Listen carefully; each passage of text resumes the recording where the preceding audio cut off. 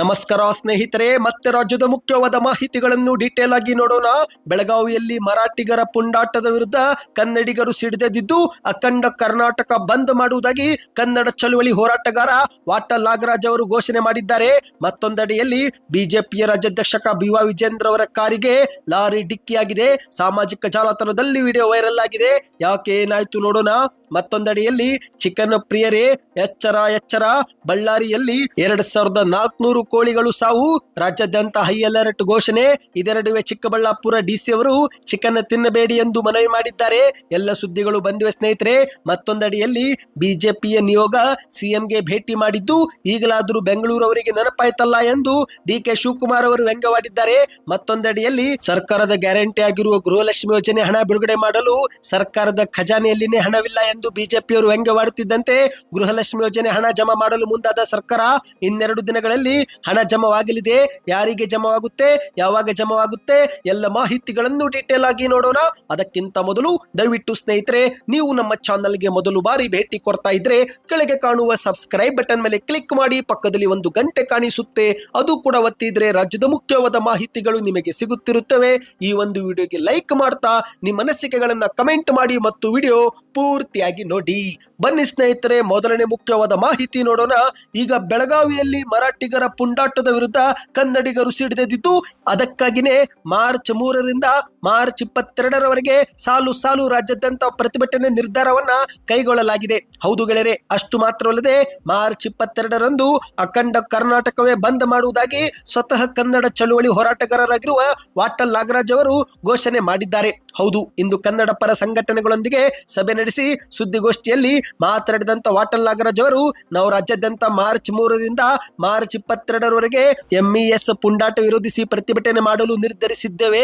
March 22ರಂದು ರಾಜ್ಯಾದ್ಯಂತ ಕರ್ನಾಟಕವೇ ಬಂದ್ ಮಾಡುತ್ತೇವೆ ಎಂದು ಹೇಳಿಕೆಯನ್ನು ಕೊಟ್ಟಿದ್ದಾರೆ. ಹೌದು ಗೆಳೆಯರೆ, ಇತ್ತೀಚೆಗೆ ಬೆಳಗಾವಿ ಜಿಲ್ಲೆಯಲ್ಲೂ ಕೂಡ ಸಾರಿಗೆ ಬಸ್ ನಿರ್ವಾಹಕನ ಮೇಲೆ ಮರಾಠಿ ಪುಂಡರು ಹಲ್ಲೆ ಮಾಡಿದ್ದಾರೆ. ಹೌದು, ಕನ್ನಡ ಮಾತನಾಡಿ ಎಂದಿದ್ದಕ್ಕೇನೆ ಮರಾಠಿ ಪುಂಡರು ಹಲ್ಲೆ ಮಾಡಿದ್ದು ಅದಕ್ಕಾಗಿನೇ ಈಗ ಕನ್ನಡ ಪರ ಸಂಘಟನೆಗಳು ತೀವ್ರವಾಗಿ ಹೋರಾಟ ಮಾಡಲು ಮುಂದಾಗಿವೆ. ಇದೇ ಬೆನ್ನಲ್ಲೇ ಮಾರ್ಚ್ 22ರಂದು ಕರ್ನಾಟಕಕ್ಕೆ ಬಂದ್ ಕೂಡ ಕರೆ ಕೊಡಲಾಗಿದೆ. ಈಗಾಗಲೇ ಸ್ನೇಹಿತರೆ, ಕರ್ನಾಟಕದ ಹಲವು ಬಸ್ಗಳಿಗೆ ಮಹಾರಾಷ್ಟ್ರದಲ್ಲಿ ಕಪ್ಪು ಮಸಿಯು ಕೂಡ ಬೆಳೆಯಲಾಗಿದ್ದು ಅದಕ್ಕಾಗಿ ಕನ್ನಡ ಪರ ಸಂಘಟನೆಗಳು ಇನ್ನಷ್ಟು ಆಕ್ರೋಶಗೊಂಡಿದ್ದಾರೆ. ಈಗ ಬಂದಿರುವ ಮಾಹಿತಿ ಪ್ರಕಾರ ಮಾರ್ಚ್ 3ರಿಂದ ಮಾರ್ಚ್ 22ರವರೆಗೆ ದೊಡ್ಡ ಮಟ್ಟದಲ್ಲಿ ಹೋರಾಟ ನಡೆಯಲಿದೆ. ಹೌದು ಗೆಳೆಯರೆ, ಮಾರ್ಚ್ 3ರಂದು ರಾಜಭವನ ಮುತ್ತಿಗೆ ಹಾಕಲು ನಿರ್ಧಾರ, ಮಾರ್ಚ್ 7ರಂದು ಬೆಳಗಾವಿ ಚಲೋ ಮಾಡಲು ಕನ್ನಡಿಗರ ನಿರ್ಧಾರ, ಮಾರ್ಚ್ 11ರಂದು ಅತ್ತಿ ಬೆಲೆ ಗಡಿ ಬಂದ್, ಮಾರ್ಚ್ 16ರಂದು ಹೊಸಕೋಟೆ ಟೋಲ್ ಬಂದ್ ಮತ್ತು ಕೊನೆಯದಾಗಿ ಮಾರ್ಚ್ 22ರಂದು ಅಖಂಡ ಕರ್ನಾಟಕವೇ ಬಂದ್ ಮಾಡಲು ಕನ್ನಡ ಪರ ಸಂಘಟನೆಗಳು ಕರೆ ಕೊಟ್ಟಿವೆ.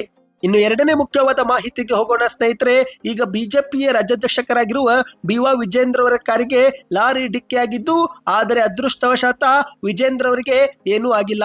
ಹೌದು ಗೆಳೆಯರೆ, ಕರ್ನಾಟಕದ ಬಿಜೆಪಿ ರಾಜ್ಯಾಧ್ಯಕ್ಷರಾಗಿರುವ ಬಿ.ವಾ. ವಿಜೇಂದ್ರ ಅವರಿಗೆ ಸೇರಿದಂತ ಒಂದು ಕಾರಿಗೆ ಈಗ ಲಾರಿ ಡಿಕ್ಕಿ ಹೊಡೆದಿದೆ. ಚಿಕ್ಕಮಗಳೂರು ತಾಲೂಕಿನ ಲಕ್ಯಾ ಕ್ರಾಸ್ ಬಳಿ ಈ ಒಂದು ಅಪಘಾತ ಸಂಭವಿಸಿದೆ. ಹೌದು, ಫೆಬ್ರವರಿ 28ರಂದು ಬಸವ ತತ್ವ ಕಾರ್ಯಕ್ರಮ ಮುಗಿಸಿ ವಾಪಸ್ ಚಿಕ್ಕಮಗಳೂರು ನಗರದಿಂದ ಶಿವಮೊಗ್ಗಕ್ಕೆ ಹೋಗುತ್ತಿದ್ದಾಗ ಈ ಒಂದು ಘಟನೆ ಸಂಭವಿಸಿದೆ. ಲಾರಿ ಡಿಕ್ಕಿ ಹೊಡೆದ ರಭಸಕ್ಕೆ ಕಾರಿನ ಹಿಂಭಾಗ ಸಂಪೂರ್ಣ ನುಜ್ಜು ನುಜ್ಜಾಗಿದೆ ಎಂದು ಹೇಳಲಾಗುತ್ತಿದೆ.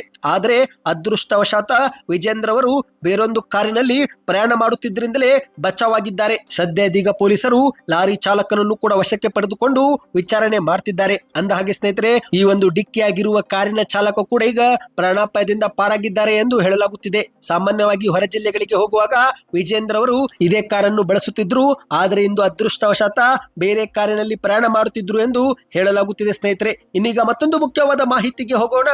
ಅದಕ್ಕಿಂತ ಮೊದಲು ಮಾಹಿತಿಗಳು ಇಷ್ಟವಾಗುತ್ತಿದ್ರೆ ವಿಡಿಯೋಗೆ ಲೈಕ್ ಮಾಡಿ ಮತ್ತು ಚಾನಲ್ಗೂ ಕೂಡ ಸಬ್ಸ್ಕ್ರೈಬ್ ಮಾಡಿ. ಚಿಕನ್ ಪ್ರಿಯರೇ ಎಚ್ಚರ ಎಚ್ಚರ, ಆಂಧ್ರ ಪ್ರದೇಶ ತೆಲಂಗಾಣ ಬೆನ್ನಲ್ಲೇ ಕರ್ನಾಟಕ ಕೂಡ ಹಕ್ಕಿ ಜ್ವರ ಕಾಲಿಟ್ಟಿದೆ.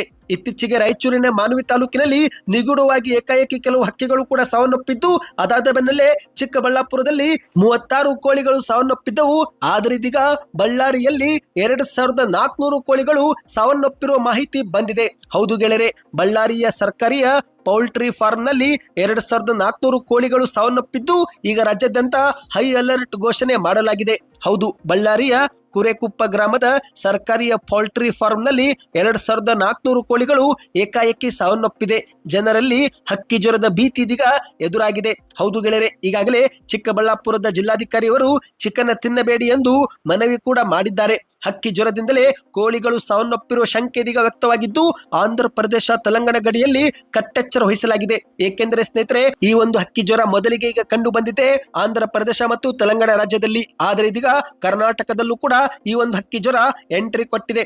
ಏಕೆಂದ್ರೆ ರಾಯಚೂರಿನ ಮಾನವಿಯಲ್ಲಿ ಪಕ್ಷಿಗಳು ನಿಗೂಢವಾಗಿ ಸಾವನ್ನಪ್ಪಿರುವುದು ಕೂಡ ಗೊತ್ತಾಗಿದೆ. ಸಾರ್ವಜನಿಕರಲ್ಲಿ ಆತಂಕ ಸೃಷ್ಟಿಯಾಗಿದೆ. ಹೌದು, ಈ ಒಂದು ಸಾವನ್ನಪ್ಪುತ್ತಿರುವ ಚಿಕನ್ ಏನಾದರೂ ತಿಂದ್ರೆ ಮನುಷ್ಯರ ಆರೋಗ್ಯದ ಮೇಲೂ ಕೂಡ ಗಂಭೀರ ಪರಿಣಾಮ ಬೀರಲಿದೆ. ಅಂದಹಾಗೆ ಸ್ನೇಹಿತರೆ, ಹಕ್ಕಿ ಜ್ವರಕ್ಕೆ ಇದುವರೆಗೆ ಸರಿಯಾದ ಚಿಕಿತ್ಸೆ ಇಲ್ಲ. ಹಾಗಾಗಿ ರಾಜ್ಯದ ಜನರಲ್ಲಿ ಆತಂಕ ಮನೆ ಮಾಡಿದೆ. ಈಗ ಬಂದಿರುವ ಮಾಹಿತಿ ಪ್ರಕಾರ ರಾಯಚೂರಿನ ಮಾನವಿಯಲ್ಲಿ ಸೇರಿದಂತೆ ಹಲವು ಕಡೆ ಹಕ್ಕಿಗಳು ಏಕಾಏಕಿ ಸಾವನ್ನಪ್ಪುತ್ತಿವೆ. ಕಾಗೆ, ಪಾರಿವಾಳ ಸೇರಿದಂತೆ ಹಲವು ಪಕ್ಷಿಗಳು ಸಾವನ್ನಪ್ಪುತ್ತಿದ್ದು, ಹಾಗಾಗಿ ಪ್ರತಿಯೊಬ್ಬರಲ್ಲಿ ಈಗ ಆತಂಕ ಮನೆ ಮಾಡಿದೆ. ಅಂದಹಾಗೆ ಸ್ನೇಹಿತರೆ, ಸದ್ಯಕ್ಕೆ ಚಿಕನ್ ನಿಂದ ದೂರ ಇರುವುದೇ ಒಳ್ಳೆಯದು. ಏಕೆಂದ್ರೆ ಈಗಾಗಲೇ ಒಂದೇ ದಿನದಲ್ಲಿ 3 ಜಿಲ್ಲೆಗಳಲ್ಲಿ ಹಕ್ಕಿ ಜ್ವರ ಕಾಣಿಸಿಕೊಂಡಿದೆ. ಹಾಗಾಗಿ ಪ್ರತಿಯೊಬ್ಬರು ಎಚ್ಚರ ವಹಿಸಬೇಕು ಎಂದು ಹೇಳಲಾಗುತ್ತಿದೆ. ಇನ್ನಿದೀಗ ಮತ್ತೊಂದು ಮುಖ್ಯವಾದ ಮಾಹಿತಿಗೆ ಹೋಗೋಣ ಸ್ನೇಹಿತರೆ. ಇಷ್ಟು ದಿನ ರಾಜ್ಯ ಸರ್ಕಾರದ ವಿರುದ್ಧ ವಾಗ್ದಾಳಿ ಮಾಡುತ್ತಿದ್ದಂತ ಬಿಜೆಪಿ ನಾಯಕರು ಈಗ ಮುಖ್ಯಮಂತ್ರಿಯವರನ್ನ ಭೇಟಿ ಮಾಡಿ ಬೆಂಗಳೂರು ಅಭಿವೃದ್ಧಿಗೆ ಒತ್ತು ಕೊಡುವಂತೆ ಮನವಿ ಮಾಡಿದ್ದು, ಇದೇ ವಿಚಾರಕ್ಕೆ ಮಾಧ್ಯಮಗಳ ಮುಂದೆ ಡಿಕೆ ಶಿವಕುಮಾರ್ ಅವರು ವ್ಯಂಗ್ಯವಾಡಿದ್ದಾರೆ. ಹೌದು ಗೆಳೆಯರೆ, ಬಿಜೆಪಿ ನಾಯಕರಿಗೆ ಈಗ ಬೆಂಗಳೂರು ನೆನಪಾಗಿರುವುದು ಸಂತೋಷದ ಸಂಗತಿ ಎಂದು ಡಿಕೆ ಶಿವಕುಮಾರ್ ಅವರು ಸುದ್ದಿಗಾರರ ಮುಂದೆ ವ್ಯಂಗ್ಯವಾಡಿದ್ದಾರೆ. ಹೌದು, ಬಿಜೆಪಿ ರಾಜ್ಯಾಧ್ಯಕ್ಷ ಬಿ.ವಾ. ವಿಜಯೇಂದ್ರ, ವಿಪಕ್ಷ ನಾಯಕರಾಗಿರುವ ಆರೋಶಕ್ ಸೇರಿದಂತೆ ಹಲವು ಬಿಜೆಪಿ ನಾಯಕರು ಮುಖ್ಯಮಂತ್ರಿಯವರನ್ನ ಭೇಟಿ ಮಾಡಿ ಬೆಂಗಳೂರು ನಗರದ ಪ್ರತಿ ವಿಧಾನಸಭಾ ಕ್ಷೇತ್ರಗಳ ಅಭಿವೃದ್ಧಿಗೆ 150 ಕೋಟಿ ರೂಪಾಯಿ ಅನುದಾನವನ್ನ ನೀಡುವಂತೆ ಆಗ್ರಹಿಸಿದ್ದಾರೆ. ಹೌದು, ಶೀಘ್ರವೇ ಮುಖ್ಯಮಂತ್ರಿಯವರು ಕರ್ನಾಟಕದ ಬಜೆಟ್ ಮಂಡಿಸಲಿದ್ದಾರೆ. ಮಾರ್ಚ್ 7ರಂದು ರಾಜ್ಯದ ಬಜೆಟ್ ಮಂಡನೆ ಆಗಲಿದ್ದು, ಈ ಬಾರಿಯ ಬಜೆಟ್ ನಲ್ಲಿ ಬೆಂಗಳೂರು ನಗರದ ಅಭಿವೃದ್ಧಿಗೆ ಒತ್ತು ಕೊಡಬೇಕು ಎಂದು ವಿಪಕ್ಷ ನಾಯಕರು ಮನವಿ ಮಾಡಿದ್ದಾರೆ. ಇದೇ ವಿಚಾರಕ್ಕೆ ಮತ್ತೊಂದೆಡೆಯಲ್ಲಿ ಡಿಕೆ ಶಿವಕುಮಾರ್ ಅವರು ವ್ಯಂಗ್ಯವಾಡಿದ್ದಾರೆ. ಹೌದು, ಬೆಂಗಳೂರಲ್ಲಿ ಮಾತನಾಡಿದಂತ ಡಿಕೆ ಶಿವಕುಮಾರ್ ಅವರು, ಇಷ್ಟು ದಿನ ಬಿಜೆಪಿ ಶಾಸಕರಿಗೆ ಬೆಂಗಳೂರು ನೆನಪಾಗಲಿಲ್ವಾ? ಹೋಗಲಿ ಇರಲಿ, ಅವರು ಈಗ ಸಿಎಂಗೆ ಭೇಟಿ ಮಾಡಿದ್ದು ಅವರ ಡ್ಯೂಟಿ. ಆದ್ರೆ ನಾವು ಕೂಡ ಬೆಂಗಳೂರು ಸೇರಿದಂತೆ ಎಲ್ಲರನ್ನೂ ಕೂಡ ವಿಶ್ವಾಸಕ್ಕೆ ತೆಗೆದುಕೊಂಡು ಅಭಿವೃದ್ಧಿ ಮಾಡುತ್ತಿದ್ದೇವೆ. ಬೆಂಗಳೂರಿನ ಬಗ್ಗೆ ನಮಗೆ ಚೆನ್ನಾಗಿ ಗೊತ್ತಿದೆ. ನಮ್ಮ ಬೆಂಗಳೂರು ಅಂತಾರಾಷ್ಟ್ರೀಯ ಮಟ್ಟದಲ್ಲಿ ಖ್ಯಾತಿ ಗಳಿಸಿದೆ. ಅನುದಾನ ಕೇಳಿರುವುದರಲ್ಲಿ ಏನು ತಪ್ಪಿಲ್ಲ. ಖಂಡಿತವಾಗಿಯೂ ಯಾರ್ಯಾರಿಗೆ ಯಾವ್ಯಾವ ಕ್ಷೇತ್ರಗಳಿಗೆ ಎಷ್ಟೆಷ್ಟು ಅನುದಾನ ಕೊಡಬೇಕೋ ಅದೆಲ್ಲವೂ ಕೂಡ ಸಿಎಂ ನೋಡಿಕೊಳ್ತಾರೆ ಬಿಡಿ ಎಂದು ಮಾಧ್ಯಮಗಳ ಮುಂದೆ ಡಿಕೆ ಶಿವಕುಮಾರ್ ಅವರು ಹೇಳಿಕೆಯನ್ನ ಕೊಟ್ಟಿದ್ದಾರೆ. ಇನ್ನಿದೀಗ ಕೊನೆಯ ಮುಖ್ಯವಾದ ಮಾಹಿತಿಗೆ ಹೋಗೋಣ ಸ್ನೇಹಿತರೆ. ಈಗ ರಾಜ್ಯ ಕಾಂಗ್ರೆಸ್ ಸರ್ಕಾರದ ಜನಪ್ರಿಯ ಗ್ಯಾರಂಟಿ ಆಗಿರುವ ಗೃಹಲಕ್ಷ್ಮಿ ಯೋಜನೆ ಹಣವು ಫೆಬ್ರವರಿ ತಿಂಗಳು ಮುಗಿದ್ರೂ ಕೂಡ ಹಲವರ ಖಾತೆಗೆ ಜಮೆ ಆಗಿಲ್ಲ. ಇದೇ ವಿಚಾರಕ್ಕೆ ರಾಜ್ಯಾದ್ಯಂತ ಬಿಜೆಪಿ ಮತ್ತು ಜೆಡಿಎಸ್ ನಾಯಕರು ಒಬ್ಬೊಬ್ಬರಾಗಿ ಆಕ್ರೋಶವನ್ನ ವ್ಯಕ್ತಪಡಿಸುತ್ತಿದ್ದಾರೆ. ಹೌದು ಗೆಳೆಯರೆ, ಇತ್ತೀಚೆಗೆ ಕಾಂಗ್ರೆಸ್ ಸರ್ಕಾರದ ಗ್ಯಾರಂಟಿಗಳಿಗೇನೆ ಮುಂದುವರಿಯುವ ಗ್ಯಾರಂಟಿ ಇಲ್ಲ ಎಂದು ವಿಪಕ್ಷ ನಾಯಕರಾಗಿರುವ ಆರೋಶಕ್ ಅವರು ವ್ಯಂಗ್ಯವಾಡಿದ್ರು.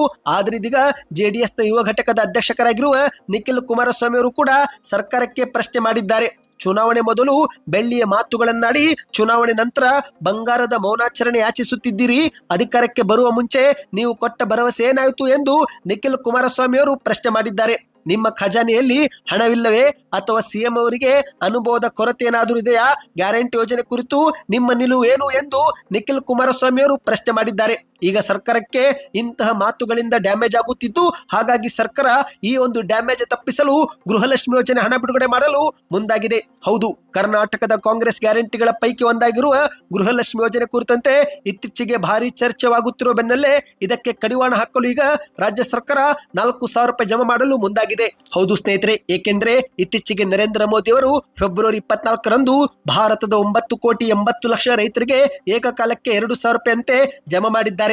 ನರೇಂದ್ರ ಮೋದಿ ಅವರು ಇಡೀ ದೇಶದ ರೈತರಿಗೆ ಜಮೆ ಮಾಡುತ್ತಿದ್ದಾಗ ನೀವು ಕರ್ನಾಟಕದ ಮಹಿಳೆಯರಿಗೆ ಮಾತ್ರ 2,000 ರೂಪಾಯಿ ಜಮಾ ಮಾಡಲು ಏಕೆ ಸಮಸ್ಯೆ ಆಗುತ್ತಿದೆ ಎಂದು ಸಾರ್ವಜನಿಕರು ಪ್ರಶ್ನೆ ಮಾಡಿದ್ದಾರೆ. ಹೀಗಾಗಿ ರಾಜ್ಯ ಸರ್ಕಾರ ಈಗ ಒತ್ತಡಕ್ಕೆ ಸಿಲುಕಿದ್ದು, ಹಾಗಾಗಿ ಇನ್ನೆರಡು ದಿನಗಳಲ್ಲಿ ಮಹಿಳೆಯರ ಖಾತೆಗೆ ಹಣ ಬರುವ ನಿರೀಕ್ಷೆ ಇದೆ ಎಂದು ಹೇಳಲಾಗಿದೆ. ಸ್ನೇಹಿತರೆ, ನಿಮ್ಮ ಖಾತೆಗೂ ಗೃಹಲಕ್ಷ್ಮಿ ಯೋಜನೆ ಹಣ ಕಳೆದ 3-4 ತಿಂಗಳಿನಿಂದ ಜಮಾ ಆಗಿಲ್ಲವೆಂದ್ರೆ ನಿಮ್ಮ ಊರಿನ ಹೆಸರನ್ನ ಕಮೆಂಟ್ ಮಾಡ್ತಾ ವಿಡಿಯೋಗೆ ಲೈಕ್ ಮಾಡಿ. ಹೆಚ್ಚಿನ ಮಾಹಿತಿ ಪಡೆಯಲು ಚಾನೆಲ್ಗೆ ಸಬ್ಸ್ಕ್ರೈಬ್ ಮಾಡಿ ಮತ್ತು ವಿಡಿಯೋ ಇಷ್ಟವಾಗಿದ್ದರೆ ಸ್ನೇಹಿತರೆ ಸೂಪರ್ ನ್ಯೂಸ್ ಎಂದು ಪ್ರತಿಯೊಬ್ಬರು ಈಗಲೇ ಕಮೆಂಟ್ ಮಾಡಿ.